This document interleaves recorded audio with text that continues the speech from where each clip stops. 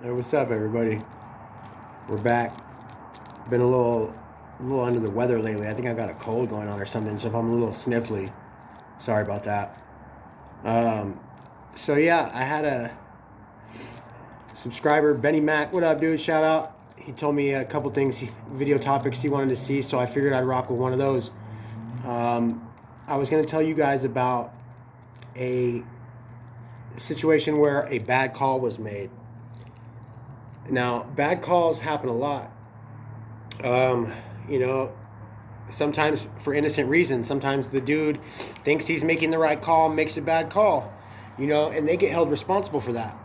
And this is an example of where a guy who had the keys to the yard, actually to the complex, um, made a bad call and got some other dudes in some shit for it. Now, I'll tell you the story, the way it went down, and then I'll tell you what we found out later. So basically, a dude pulled up on the yard. The guy that had the complex, his name was JT. And somebody else was running the yard for him, was kind of just the face. Typically, the guy that has the complex doesn't also have the yard. He's kind of like a step above that, but this guy was kind of the puppet master behind everything. And I've seen him do sketchy shit before. Like, for example, white boys were not supposed to be doing speed, but he was buying speed from me, after he had just went out there, stood on the bench, told all the white boys, hey, any white boys get caught doing meth, you guys are going to get smashed, this and that. But then he called me over a few weeks later, and was like, hey, do you and your boy Bishop still got some of those? And because we were selling speed. And I'm thinking it's a setup, man. And so I'm like, fuck.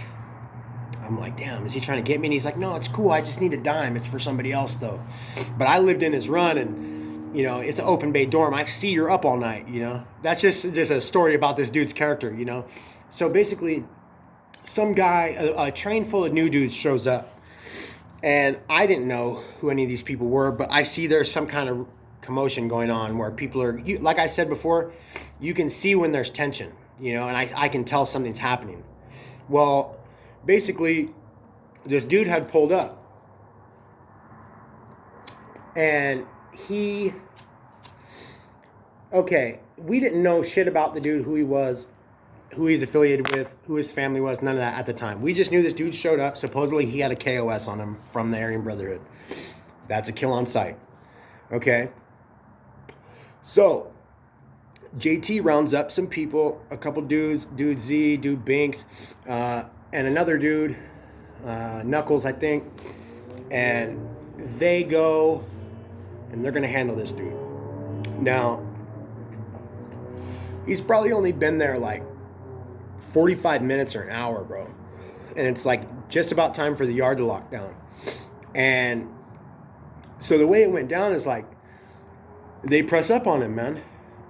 And they're getting him, right? They weren't stabbing him or nothing, but they were fucking him up bad. And like in the open bay dorms, you're in cubicles where it's like you and your cellie and then a wall that's like waist high, okay? And that separates you from your neighbor. Your neighbor's right on the other side of this wall. Well, at the front of the run is the water fountain and the bathrooms and everything. Well, this happened right by the water fountain, right in front of the bubble where the cops usually are at, in their little fish tank. And there just wasn't a cop in there at the moment because the yard was getting ready to close. And so all the cops were out on the yard fucking moving traffic or doing whatever they do. And so after they get this dude down on the ground, the homie Z, he jumps up on the wall. He's standing on that waist-high wall, jumping down onto the dude's head. Blow! Climbs back up again. Jumping down onto the dude's head. Blow! Just jumping repeatedly on this wall onto this dude, man. And so come to find out later on, they broke his back, and he might have had some kind of mental the dude got really fucked up. We thought he died. When I walked by, I heard him gurgling on his blood like he was drowning. Like it sounded like he was drowning in his blood. And they scoop him up and take him. Well, through the investigation that they do, they find some of the dudes involved or whatever. Okay, so Binks gets taken to the hole. He's a good, solid white boy. Keep in mind, these dudes that I told you ran the mission thought that they were doing what they were supposed to do at Stand Up Woods. They thought this KOS was legit. So they're just running the mission like they're supposed to do. Okay? I don't want to smut them up. Those are good dudes. Z, Binks, Knuckles, and the youngster. That they took some other youngster when they came back there to like question everybody. There was this one youngster that was super scared looking, just looked petrified, you know, sitting on his bunk, and like they're like, oh shit, this dude's seen something. So they scooped him up too. He got took in the crossfire. But what we find out later is this. Now, the dude that had showed up, this dude Pitt, his brother is a member of Aryan Brotherhood out here. I don't want to say that dude's name. If you know it, you know it. Now, supposedly, the reason why they were pitching this whole KOS on the younger brother thing is because, oh, they couldn't get to the older brother. And he had snitched on somebody and was no longer in good standing. Well, come to find out, that's not the case. Whether or not his brother did or didn't do what they say he did is irrelevant. The KOS, there was no KOS on the younger brother. And so now when all this unfolds,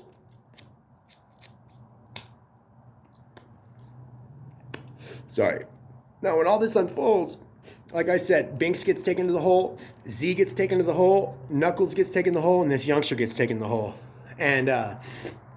And they end up bringing Z back. There's 2 yards. This has happened on Mojave Unit in Douglas, Arizona. Arizona State Prison Complex, Douglas, Mojave Unit. Medium security. It's the highest yard on that complex. And so they take those dudes to the hole. There's 2 yards on Mojave, North Yard, South Yard. This happened on the South Yard in Building 2C. And so they bring Z back, but they put him on the North Yard, okay? Binks gets sent to another complex. Knuckles gets sent to another complex. That youngster gets sent to another complex. Now, I'm not sure if anything ever happened with Knuckles and that other youngster, but when Binks gets to another yard, he gets to Red Rock, okay, which is another medium, and he gives them the rundown on this whole story of, you know, oh yeah, I was involved when they smashed that dude Pitt. He had this KOS, blah, blah, blah, blah, blah, blah, blah, whoop-de-whoop. Now, he's running this down to them, and news of this incident had already made it around the system. Like, this was big news that this dude had got fucked off and all this, and it turns out there was no KOS. What had happened was JT was worried that Pitt was going to take the yard from him based on, 1, who his brother was, 2, other factors that had been rumored about JT. Supposedly he got smashed off of Cimarron many years ago for some shit where, I don't know, basically he got smashed off the yard and shouldn't have even been eligible. This dude, he thought this dude was going to pull his covers. This dude knows him. So he's like, fuck, we got to get rid of this dude quick. And so he did, man. And he sent these dudes to go fuck this dude off. So now when Binks gets to Red Rock, you know, and he tells them the story, they're like, hey, bro, that was a bad call. You guys were not supposed to fuck that dude off. And they fucked Binks off. Bad. And so wherever he went to the hole, after he went to the hospital, like, he contacted some people who still knew some dudes on our yard and shot word back to us that this had happened, man, and that this was a bad call. And, yeah. So it just goes to show that, you know, if you don't follow the orders that the head of the yard gives you, you're liable to get smashed for that. And apparently if you do follow the orders of the head of the yard and they weren't good, you're liable to get smashed for that too. And so I went back to the same yard. I got released. I just got out a couple months ago in September. I went back to the same yard. Z is still there. He was actually running the yard while I was there. Luckily, he stayed there where everybody knew it wasn't his fault. You know, he earned his white pride over this. He got it on his chest. He got in like a foot chase with the cops on the yard over this whole incident when they finally came to get him, because it was like a week later that they figured out he was involved. He got in like a low-speed foot chase around the yard, and it was pretty hilarious. But he's still there. Now, Binks got fucked off over it. You know, who knows what happened to Knuckles or that youngster, you know, if they mentioned that's what they were involved in, you know, thinking, oh yeah, it's gonna look fucking, you know, even the kid that wasn't involved, if he's thinking, oh, it's gonna make me fucking look like I'm somebody or whatever, you know. I don't think this kid would have did that, but if he did, he probably could have been liable to get hit too. And it's all because that dude JT, who everybody knew that there was some kind of iffy shit in his background, man. And it turned out to be true, man. And so the moral of the story is just don't get involved with putting in work, bro. like I said in that, a minute ago, Z earned his white pride for that. Well, he had ran some other missions too. Typically, since it's 10 letters, you got to run 10 missions, one for each letter, and that was his final mission he had to run to get that. And now that dude Pitt that got fucked off is on a PC yard, over all this because he got fucking whooped so bad that he nearly died, and these guys put this fucking jacket on him, and his brother is somebody from the 90s, and so yeah. It just goes to show, man, some of these dudes are not righteous, bro. And these dudes were just doing the stand-up thing that they thought that they were supposed to do. So, yeah, you got to watch out in there, man. It's treacherous. Other times, let's see, people getting disciplined.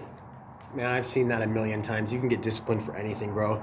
It just depends who you are. Like I said about that thing with the speed, it just goes to show if you're somebody or have a decent stand, not to say I was somebody.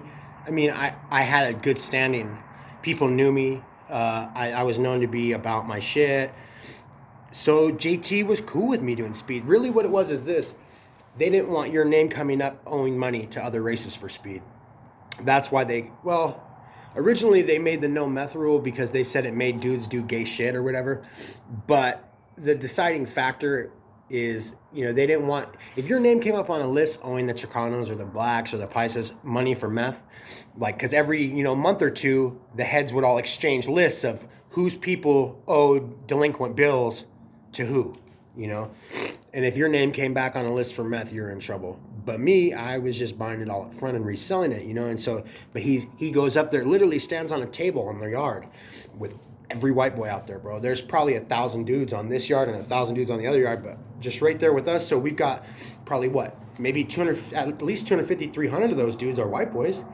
And so we've got all these dudes out on the rec field watching him give this fucking like Roman style speech from the top of this podium, about how white boys better not be doing speed. And if they are, fucking this and that's going to happen. And I just continue doing my thing because, I mean, I guess I kind of wasn't worried because of the fact that I lived in the run with him and he was aware of my situation already. He never came to me privately and was like, hey, check it out. You better not be fucking... He never told me that. But when he called me over and he said, hey, you and Bishop still got any of those? It's like, fuck. I literally paused for probably 30 seconds and was like, just thinking about what to say, And he finally had to tell me, like, no, it's cool, bro. I just want some. And, like, he knew what I was doing because, fuck, bro, I'd be sitting in the run at 2 a.m. playing solitaire and shit. And he'd get up to go to the bathroom and see me right there. Like, he knows what's going on, bro. Like, I was not hiding my situation, my first bid. My second bid, I didn't fuck around. But my first bid, it was wild. And, yeah, so... that just goes to show, bro. It really depends. But with getting disciplined, you could get disciplined for something that I do the very next day, and I don't get disciplined over it. It just really depends, bro, on your priors. Yeah, and so, I seen a youngster who you're not supposed to get high at all if you're under 25. And there's this youngster who RIP, he's dead now. His name was Josh Manley. He got killed in a car accident like 2 weeks after he got out. Josh Manley, my homie Austin was his cellie, and they used to make, he was probably 20, maybe, I'm just guessing, 20, 21, and he was getting high, but he was paying all his bills. He was a dope-ass tattoo artist. And so he did probably the best work on the yard, So every time somebody would pay him for tattoos, he'd go buy some dope up front and do the dope. Well, they would then get up on his ass for being under 25 and doing dope, which... again, with the meth rule, it's the same kind of thing. Like, they just don't want you running bills up. Usually, like other times, that I've been on the yard, youngsters get high all the time. As long as they're not getting wild bills, then usually they're all right if they're paying their shit. And so, like, this dude, should have been the same thing because they know he's good for it. Like, he's slinging ink. He's getting, $100 here, $50 there. Like, he wasn't running bills up, bro. And even if he was, he's good for it. So yeah, like, you know, that youngster, they would go out there and that fool would be hitting burpees all day long. They put him on burpee duty. Just, hey, bro, fucking, if the yard's open, you're doing burpees. And that motherfucker would be out there just fucking doing burpees all day long. But he just kept getting high, though, man. And so they just kept him on burpee patrol forever. Shout out to Josh, man. He was dope. But, yeah, you know, and as far as... yeah, man, as far as getting disciplined, you could, like I said, you could get beat up for anything, bro. You could get beat up for anything. I'll have to think of some specific examples for next time, but this time I wanted to just get that story off about bad calls, dudes that have the yard and stuff, and get that one out there too. Shout out to the homie who requested that. All right, peace.